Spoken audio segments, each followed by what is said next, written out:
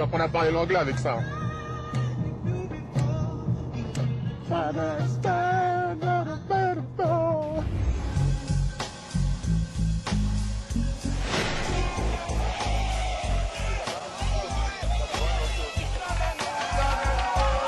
I'm a big fan of Marseille.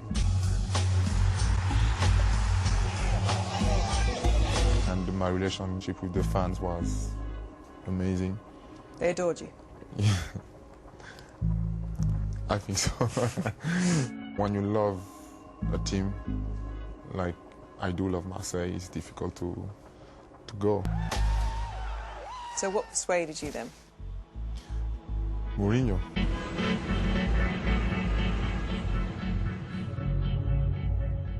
After 4 months, your son comes to you and say, Dad, I want to go back to Marseille.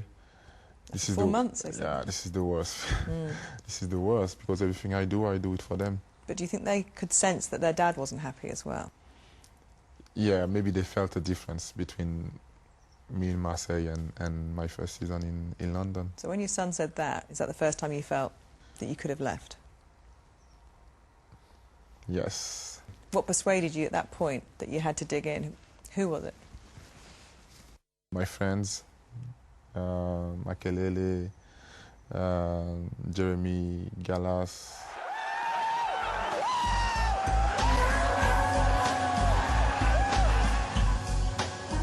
No, I like to laugh, you know. It's funny because when everything is good on the pitch, it has a big effect on your family at home. My son started to speak English because he was going to school, so it was better for him as well. He had a Chelsea shirt? Yeah, also, yeah. He put his Marseille shirt away? Yeah, he didn't want to hear about his Marseille shirt. His player was Frank Lampard.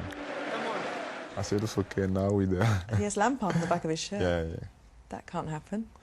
It can happen, it can happen, because my son knows about football, so I don't criticize. Are there any players you'd say, no, I'm not having that on the back of your shirt? Makelele.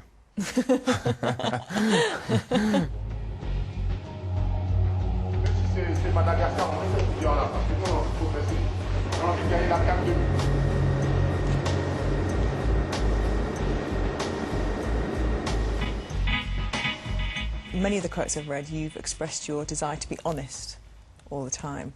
Sometimes it's possible for me not to be happy, and when I'm not, I say it. Like last year, I was not happy with the way things have been done. Are you talking now about the change from Jose Mourinho to Avram Grant? Yes. And because you express that, people kind of look at your tally, if you like, oh, he's unhappy again, he's unhappy, you know, this is... And do you think that's because you're, again, going back to this honesty, other people might be unhappy? Maybe sometimes I should not speak.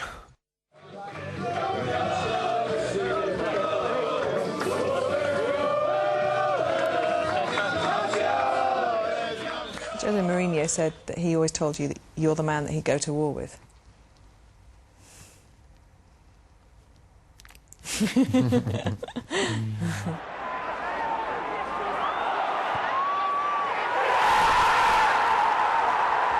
You still miss him? I still miss his humor. You know, he's very funny, and he's a very good professional. He's very professional. The best you've worked with? Yes, yes. Would you like to work with him again? Why not? Why not? Anytime soon? No, I don't know. You know, the only thing, I mean, if he comes back to Chelsea, why not? Good answer.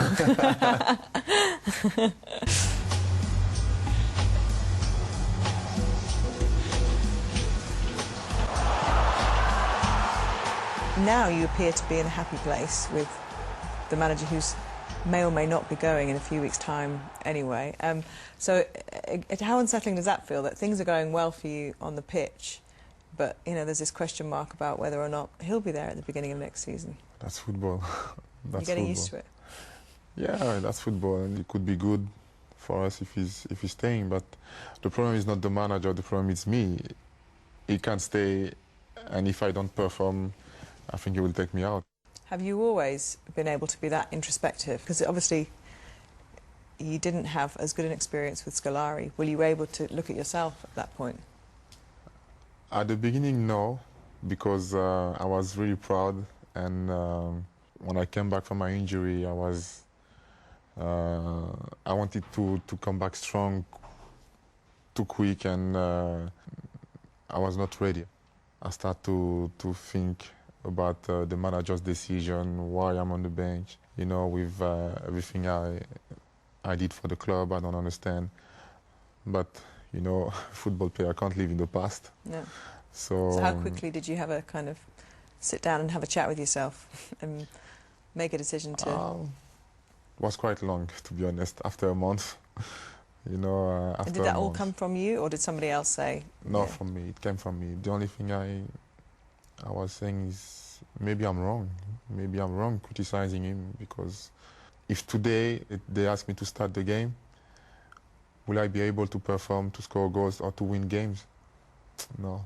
So I try to look at me first before criticizing people. You're quite hard on yourself as well, though, aren't you? Because I think at the end of the Champions League final, I've read a lot of stuff that you afterwards felt that the fans were disappointed in you because you weren't on the pitch for the penalty shootout. But actually, there were lots of other things that got headlines. John Terry penalty. I think if I was on the pitch, I could have taken my responsibilities and take the penalty. So maybe John won't have to take it. And I left my friends on the pitch with only 10 men. So it's not a good feeling when you're in the changing room and they're on the pitch, and you know, it's not a good feeling. So when you go on international duty, is it a relief? Oh, the pressure is still the same. They are fanatics. They are really, really fanatics. Sometimes they can adore you, but they can also be bad. They boo. Yeah. Football is a show. So if you walk into a stadium and then the fans are just sitting like this, just clapping like this. There's no... But you don't get that at Stamford Bridge, do you? It's a pretty good atmosphere there. No, it's a good atmosphere. It's a good atmosphere. Some grounds... But it could be better. So which grounds around the Premier League, then, do you really enjoy playing at? Liverpool and Newcastle. And would you like to say where's a bit quiet? No, because next year I will have to go and play there the weekend. Well, that's one. Well, you've also answered another question. So next year you will be playing there. So that's good. Yeah, of course, of course. Said that I was here until the end of my contract. So. But not necessarily the end of your career. Could you see yourself finishing playing in England? Could you play for anybody else in England, do you think? No. No? Chelsea.